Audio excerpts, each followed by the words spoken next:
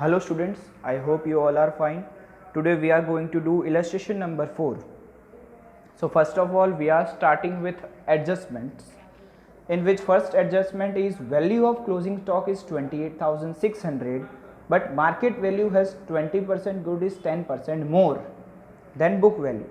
तो बेटा मैंने आपको पहले से ही बताया हुआ है कि अगर आपको ऐसा बोला हो कि क्लोजिंग स्टॉक की वैल्यू ज़्यादा है, मोर, अगर ऐसा आपको बता के रखा हो तो उसको आपको फुल्ली इग्नोर करना है, क्योंकि मोर वाला हमको कोई फ़र्क नहीं पड़ता, हमको हर एक चीज़ में लेस वैल्यू कंसीडर करनी रहती है। ठीक है, तो ऐसे केस में मैं क्लोजिंग स्टॉक की एंट्री क्या करूँगा, एक बैलेंस शीट में असेट साइड क्लोजिंग स्टॉक 28,600, बेटा वैल्यू सेम ही रहेगा, कोई चेंज नहीं आएगा। दूसरा इफेक्ट ट्रेडिंग अकाउंट में credit side by closing stock, एक क्रेडिट इफेक्ट हो गई बेटा एंड एक डेबिट इफेक्ट हो गई, because it is our stock.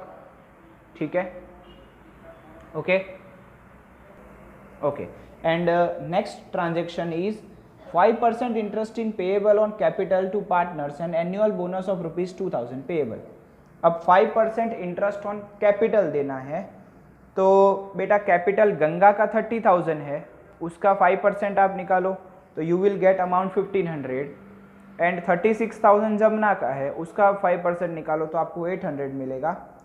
Interest on capital firm के लिए एक्सपेंस हो जाएगा, इसलिए P&L एप्रोप्रिएशन में interest on capital debit Ganga में 1500 एंड जमुना में 1800, प्रॉफिट एंड लॉस एप्रोप्रिएशन में डेबिट, बिकॉज पार्टनर के लिए फर्म ने एक्सपेंस किया है, तो इसकी एक डेबिट इफेक्ट आएगी P&L एप्रो में डेबिट साइड। इसकी क्रेडिट इफेक्ट आएगी पार्टनर्स करंट अकाउंट में credit side, because it is income for partner. तो by interest on capital 1500 Ganga में, 1800 जमुना में, because it is income for a partner. And आगे बोला है annual bonus of 2000 is payable to each partner, मतलब हर एक पार्टनर को हमें बोनस के फॉर्म में 2000 रुपये देने हैं, तो पूरे साल के मतलब 2000 देने हैं। तो पार्टनर्स के लिए ये भी फर्म एक एक्सपेंस कर रही है, तो टू बोनस P&L एप्रो में, बिकॉज फर्म का एक्सपेंस है गंगा 2000 जमुना 2000, इसका टोटल आप बाहर रख दोगे। फर्म के लिए एक्सपेंस था इसलिए P&L एप्रो में डेबिट, पार्टनर्स के लिए ये इनकम है इसलिए पार्टनर करंट अकाउंट में क्रेडिट बाय बोनस गंगा में 2000 एंड जमुना में 2000। ओके, आगे बढ़ते हैं बेटा। Bad debt reserve is to be maintained ₹3000 and provide 5% discount reserved on debtors। तो बेटा ऐसे केस में हमें क्या करना है, डेटर्स 67,000 है ऑलरेडी, उसमें 3,000 बैड डेट रिजर्व लगाना है 3,000, तो डेटर्स में से 3,000 आप माइनस करोगे, 67,000 माइनस 3,000, ठीक है, because bad debt reserve debtors पे ही लगेगा। एंड बोला है उसके बाद 5% डिस्काउंट रिजर्व लगाना है, तो बेटा 67,000 में से 3,000 माइनस करो, अमाउंट इज 64,000 एंड 64,000 का फिर 5% निकालोगे तो 3,200 आ जाएगा डेटर्स पे डिस्काउंट रिजर्व। ठीक है, पहले 61 में से 3,000 माइनस 64 फिर उसका 5%, ठीक है, तो डिस्काउंट रिजर्व आपको मिल जाएगा, फिर इन सब का सब्ट्रैक्ट करके आप बाहर टोटल फेंकोगे तो आंसर इज 60,800। ये हो गई एक एक इफेक्ट बैड डेट रिजर्व और डिस्काउंट रिजर्व की। दूसरी इफेक्ट इनकी हो जाएगी प्रॉफिट एंड लॉस अकाउंट में। तो आप जानते ही हो टार्ट फॉर्मेट बनाना है हमें बैड डेट का, bad debt trial balance, bad debt adjustment, bad debt reserve adjustment and bad debt reserve trial balance. तो जिसमें आपको बैड डेट ट्रायल बैलेंस दे के रखा है 1400, बैड डेट रिजर्व एडजस्टमेंट हमने जस्ट देखा 3000 जो पीछे से आया, bad debt reserve trial balance हमें है 6000 दे के रखा हुआ है। तो बेटा यहाँ पे थोड़ा एक चीज़ ध्यान रखना, 3000 माइनस 1400 4400 आ रहा है, उसमें से आप अगर 6000 माइनस करोगे तो इसका डिफरेंस नेगेटिव आ रहा है -1600। तो ऐसे केस में ये -1600 ट्रांसफ़र हो जाएगा क्रेडिट साइड में बाय बैड डेट रिजर्व करके 1600। बेटा please consider this point, bad debt 1400 है, बैड डेट रिजर्व 3000 है, उसमें से अगर मैं 6000 जो bad debt reserve trial balance है वो माइनस करूंगा तो डिफरेंस आया -1600, जो मैं ट्रांसफ़र कर दूंगा प्रॉफिट एंड लॉस अकाउंट के क्रेडिट साइड, क्योंकि डेबिट साइड पे माइनस आना इसका मतलब क्या होता है, credit. Okay, and discount reserve की दूसरी इफेक्ट करूंगा मैं यहाँ पर डिस्काउंट रिजर्व ऑन डेटर्स की, because it is expense for us, तो टू डिस्काउंट रिजर्व 3200। और अगर डिस्काउंट दे के रखा होता मेरे को यहाँ पे ट्रायल बैलेंस में, मुझे अगर डिस्काउंट दे के रखा होता तो मैं डिस्काउंट में इसको क्या कर देता, plus. Okay, next adjustment is provide 10% depreciation on building and machine. तो देखते हैं बिल्डिंग की वैल्यू है 24,000, तो 24,000 पे 10% डेप, मतलब 24,000 का 10% 2400, बिल्डिंग में से माइनस करो एक इफेक्ट 24,000 माइनस 2400। दूसरा इफेक्ट तो P&L में आएगा, पहले मशीन पर भी डेप लगा देते हैं, उस पर भी 10% बोला है, 30,000 में से 10% मतलब 30,000 माइनस 3,000 27,000 आउटर कॉलम में, यहाँ पे 21,600। एक इफेक्ट कर दी हमने असेट में से माइनस, मतलब क्रेडिट इफेक्ट कर दी। डेबिट इफेक्ट आएगी इसकी profit and loss account. Profit and loss account में टू डेप, मशीन 3,000, बिल्डिंग 2400, इसका टोटल आप बाहर डाल दोगे तो आ जाएगा 5400। क्यों? क्योंकि ये हमारा depreciation is loss for us. ठीक है, आगे बढ़ते हैं। Purchase of ₹4,000 is recorded but included, is not recorded but included in closing stock. Closing stock में परचेज हमने रिकॉर्ड कर दिया है, इंक्लूड कर दिया है, तो मतलब इसमें कोई भी चेंज करने की ज़रूरत नहीं है, पर वो जो परचेज हमने किया है वो हमारा रिकॉर्ड करना बाकी है। तो देखो हमने परचेज करके रखा है, हमने अभी तक रिकॉर्ड नहीं किया है, ऐसे केस में हमारा परचेज इंक्रीज होता है। ठीक है, it will lead to increase in our purchase. तो मैं क्या करूँगा, परचेज में प्लस, क्योंकि हमने 4,000 का परचेज किया है पर हमने उसको रिकॉर्ड नहीं किया, तो टू परचेज जो आता है ट्रेडिंग अकाउंट में, उसमें अनरिकॉर्डेड परचेज में क्या कर दूंगा, प्लस कर दूंगा 4,000। एक इफेक्ट डेबिट हो गई है। इसकी क्रेडिट इफेक्ट कहाँ आएगी, तो जब भी हम कोई सामान खरीदते हैं उसका हमें पैसा देना पड़ता है, तो ये हमने क्रेडिट परचेज किया है, मतलब क्रेडिट में सामान खरीदा है, मतलब मार्केट में अभी हमें किसी को 4,000 देने बाकी है, तो जिसको हमें पैसा देना रहता है मार्केट में वो हमारे क्रेडिटर्स होते हैं। ठीक है, तो क्रेडिटर्स को हमें 4,000 देना अब बाकी है, मतलब इससे क्रेडिटर्स हमारे इंक्रीज हो गए, लायबिलिटी आपकी बढ़ गई, तो क्रेडिटर्स में प्लस अनरिकॉर्डेड परचेज 4,000 रुपीज़ हो जाएगा। तो एक क्रेडिट इफेक्ट क्रेडिटर्स में प्लस अनरिकॉर्डेड परचेज, आपकी लायबिलिटी बढ़ी। दूसरी इफेक्ट परचेज में आपने प्लस कर दिया अनरिकॉर्डेड परचेज। ओके, आगे बढ़ते हैं। Receivable commission is of ₹2,000 and outstanding office expense 200। Receivable commission 2,000, receivable commission मतलब आपको कमीशन मिलने वाला है बेटा, इसी साल की इनकम है, मतलब प्रेजेंट ईयर की ही इनकम है, पर अभी तक मिली नहीं है, आपको मिलने वाला है, तो इसकी इफेक्ट हो जाएगी असेट साइड, क्योंकि आपको कमीशन मिलने वाला है, so it is your asset. कुछ भी चीज़ें रिसीवेबल होती है, हमको पैसा कुछ भी मिलने वाला होता है, तो वो हमारी असेट होती है। सो इसकी एक effect asset side, receivable commission 2,000, मतलब डेबिट इफेक्ट यहाँ पर। दूसरा, ये हमारी इसी साल की इनकम है, इसलिए ये कहाँ पर आएगी, profit and loss account, credit side bye receivable commission, because it is the income of the current year. आगे है आउटस्टैंडिंग ऑफिस एक्सपेंस 200, हमारा 200 रुपये ऑफिस एक्सपेंस पे करना बाकी है, हमारा एक्सपेंस पे करना बाकी है, so it is our liability. तो ये कहाँ पर आएगी, बैलेंस शीट साइड में, बैलेंस शीट में liability side, outstanding office expense 200 रुपये हमारे मार्केट में देने बाकी है, ये हमारी लायबिलिटी है। ठीक है, सो आउटस्टैंडिंग ऑफिस एक्सपेंस 200 रुपये, एक इफेक्ट लायबिलिटी साइड, क्योंकि हमें पैसा इन फ्यूचर देना है। इसकी दूसरी इफेक्ट हम करेंगे ऑफिस एक्सपेंस में प्लस, क्यों, क्योंकि ये हमारा खर्चा तो बेटा इसी साल का है ना, प्रॉफिट एंड लॉस अकाउंट में जहां हमने ऑफिस एक्सपेंस लिखा है उसमें हम प्लस करेंगे, क्योंकि हमने 9,000 ऑलरेडी पे कर दिया है और 200 रुपये और पे करना बाकी है, तो इस साल का टोटल एक्सपेंस क्या बन जाएगा, 9,200। 9,000 हमने ऑलरेडी पे कर दिया है, 200 हमारा पे करना बाकी है, तो 9,200 मस्ट बी इट्स टोटल। आगे देखते हैं, the value of investment is determined at 12,000 and adjustment of difference is to be transfer to general reserve. अब क्या बोला है, इन्वेस्टमेंट की वैल्यू 12,000 हो गई है, तो पहले देखते हैं, पहले कितनी थी, 14,000 थी, 14,000 से अब 12,000 हो गई है, मतलब इन्वेस्टमेंट की वैल्यू कम हुई है, ठीक है। और इन्होंने क्या बोला है, इसका जो भी एडजस्टमेंट है अमाउंट का, वो हमें कहाँ से करना रहेगा, प्रॉफिट एंड लॉस अकाउंट से, सॉरी जनरल रिजर्व से, माय मिस्टेक। तो एक इफेक्ट क्या होगी, इन्वेस्टमेंट की वैल्यू कम हो गई, मतलब इन्वेस्टमेंट रिटर्न ऑफ 2,000 से वैल्यू इसकी रिड्यूस हो गई है, इसलिए इन्वेस्टमेंट में 2,000 माइनस 14,000 वैल्यू थी ऑलरेडी, अब 12,000 हो गई, मतलब कितनी कम हुई है, 2,000। तो 2,000 इन्वेस्टमेंट में से माइनस, एक इफेक्ट ये हो जाएगी।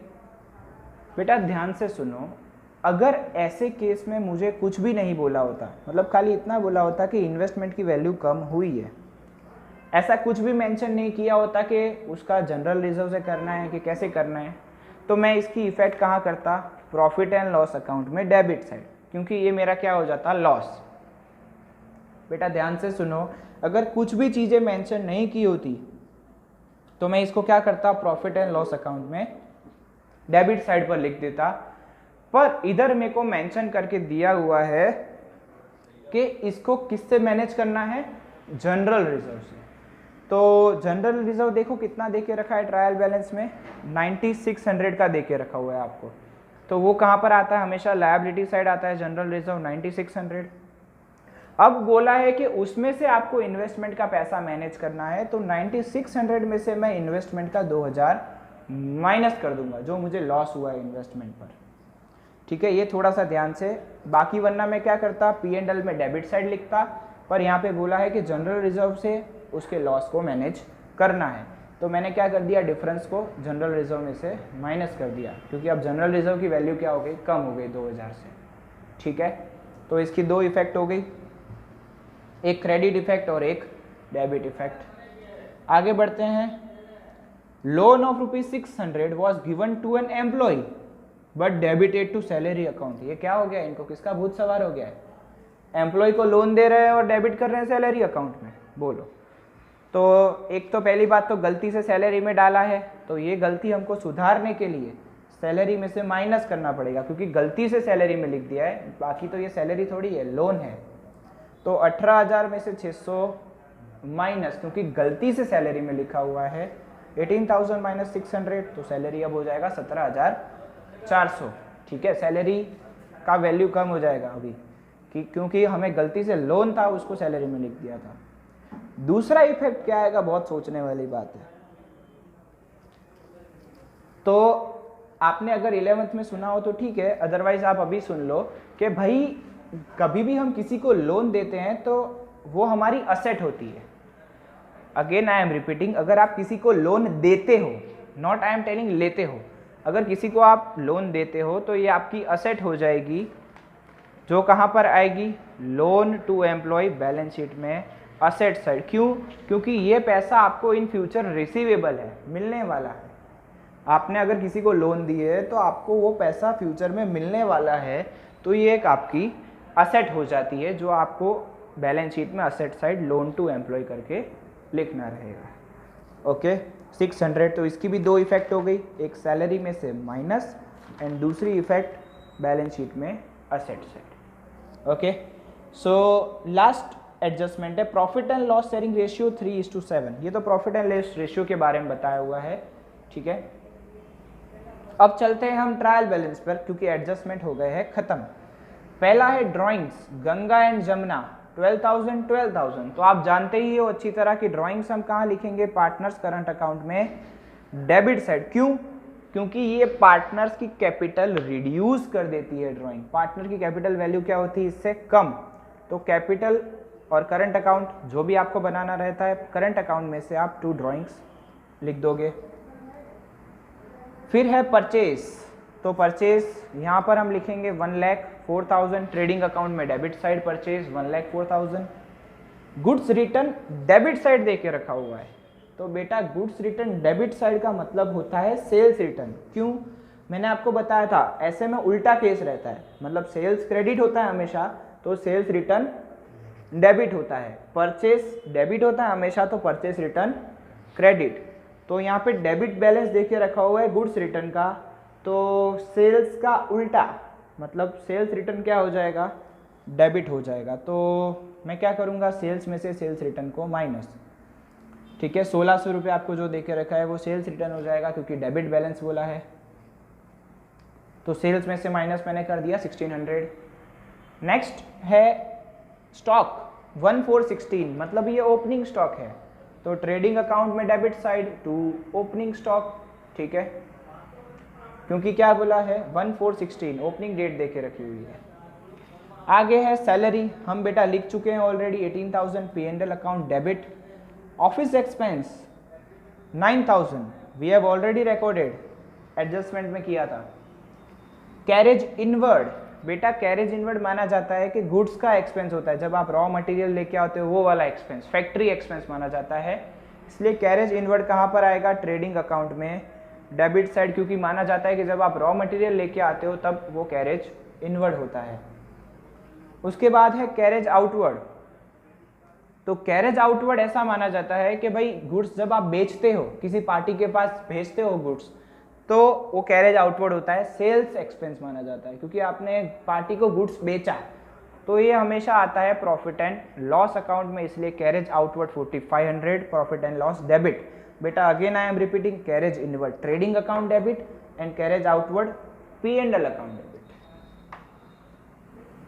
आगे बढ़ते हैं, बेड डेट हम ऑलरेडी लिख चुके हैं टार्ट के फॉर्मेट में, डेटर्स लिख चुके हैं हम ऑलरेडी, बिल्स रिसीवेबल 2000 कहाँ पे आएगा, asset side, bills receivable 2000, cash on hand asset side, क्योंकि कैश हमारी असेट होती है 3400, bank balance is also on asset side, ये भी हमारी असेट है एक, बैंक 5600, इन्वेस्टमेंट बेटा देखो 14,000, जिसमें से 2000 की वैल्यू कम हो गई है, ऑलरेडी हम लिख चुके हैं। मशीनरी 30,000 ऑलरेडी हम लिख चुके हैं, एंड बिल्डिंग 24,000 भी हम लिख चुके हैं। चलते हैं क्रेडिट साइड पर, कैपिटल अकाउंट गंगा और जमुना देके रखा हुआ है, तो आप जानते हो कैपिटल कहाँ पर आएगा, लायबिलिटी साइड, क्योंकि यहाँ पे फिक्स कैपिटल मेथड अडॉप्ट की हुई है। कैपिटल यहाँ पे क्या रहेगा, फिक्स, जो भी ट्रांजेक्शन करने हैं हम करंट से कर रहे हैं, तो कैपिटल अकाउंट का balance Ganga 30,000, Jamuna 36,000, liability side आप टोटल बाहर रख दो उसको।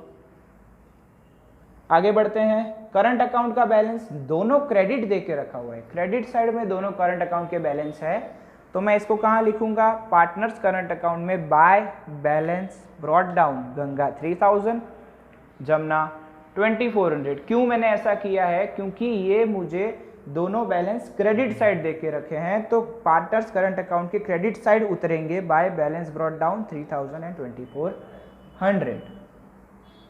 सेल्स 1,84,000, तो ट्रेडिंग अकाउंट में क्रेडिट साइड 1,84,000 सेल्स में आ जाएगा। गुड्स रिटर्न क्रेडिट साइड, तो बेटा परचेज हमेशा डेबिट होता है, तो परचेज रिटर्न क्रेडिट, मतलब ये बैलेंस किसका होगा, परचेज रिटर्न का बैलेंस होगा, तो मैं क्या करूंगा, परचेज में से परचेज रिटर्न माइनस कर दूंगा। बैड डेट रिजर्व हम लिख चुके हैं ऑलरेडी टार्ट फॉर्मेट में। बैंक लोन हमारी लायबिलिटी होती है, हमने कर्जा लेके रखा हुआ है, लोन लेके रखी है, तो लायबिलिटी साइड बैंक लोन 13,500 आ जाएगा। आगे देखते हैं, क्रेडिटर्स हम ऑलरेडी लिख चुके हैं 36,000 जिसका वैल्यू है, लायबिलिटी साइड आएगा। बिल्स पेबल ये भी हमारा कर्जा होता है, तो ये भी किधर आएगा, liability side bills payable. Loan borrowed मतलब हमने लोन लेके रखी हुई है मार्केट में से, ये भी हमारा कर्जा है, तो लोन बेटा 4,000 must be on liability side. General reserve हम पहले ही लिख चुके हैं, आपको मैंने बताया लायबिलिटी साइड पे आएगा जनरल रिजर्व, जिसकी वैल्यू 9600 है, उसमें से इन्वेस्टमेंट माइनस किया तो 7600 बाहर चले जाएगा। Okay, now it's time to do total. Please do total of credit side. You will get 2,11,000 total of credit side trading account, उसमें से आप डेबिट साइड वाले बेटा माइनस करोगे तो आपको ग्रॉस प्रॉफिट मिल जाएगा 85,200। ठीक है, अब बेटा यहां पर डेबिट साइड का बैलेंस तो P&L अकाउंट में वो कहाँ ट्रांसफर होगा, क्रेडिट साइड में। Now do the total of credit side of profit and loss account. You will get 88,800 over there. उसमें से आप सब डेबिट के एक्सपेंसेस माइनस करो, then you will get difference 49,100 on a debit side of profit and loss account, जिसको आप बोलोगे net profit. यहाँ डेबिट साइड, तो अगला प्रॉफिट एंड लॉस अप्रोप्रिएशन में क्रेडिट साइड ट्रांसफर होगा 49,100। इसमें से आप डेबिट वाले सब माइनस करो तो आपका डिविजिबल प्रॉफिट, मतलब पार्टनर्स के बीच में प्रॉफिट बटेगा, वो आएगा 41,800। अब हमें देखना है रेशियो क्या है प्रॉफिट का। तो रेशियो देके रखा है 3:7। तो इसको बेटा कुछ इस प्रकार सॉल्व करेंगे। 3:7 मतलब 3 और 7 का प्लस करो तो आपको आंसर मिलेगा 10। 41,800 आपका डिफरेंस आया था। 41,800 मल्टीप्लाई बाय 3 डिवाइड बाय 10, मतलब इनका जो टोटल था वो नीचे आएगा और पर्टिकुलर उनका शेयर्स ऊपर आएंगे। 3 पहले का शेयर था तो 3 ऊपर आया, तो you will get 12,540 of Ganga. Jamuna का multiply by 7 divide by 10, you will get 296,260 of Jamuna. इसको आप कहाँ लिखोगे, गंगा में 12,540, जमुना में 29260। यहाँ पर डेबिट साइड पे डिफरेंस, तो पार्टनर्स करंट अकाउंट में credit side 12,540, 29260। Do the total of credit side of Ganga, that must be 19,040। उसमें से आप 12,000 माइनस करोगे, then you will get 7,040। Jamuna का क्रेडिट साइड का टोटल करेंगे तो आपको मिलेगा 3,5,460।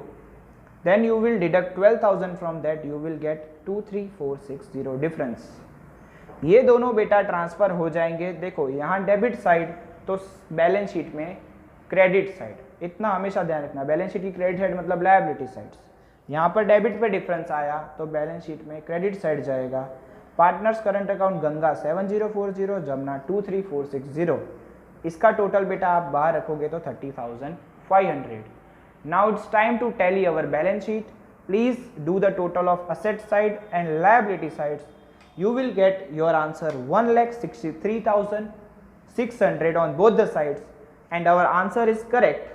Okay, so we have completed our illustration number 4. I hope you understand this sum and hope you like this video. Thank you for watching.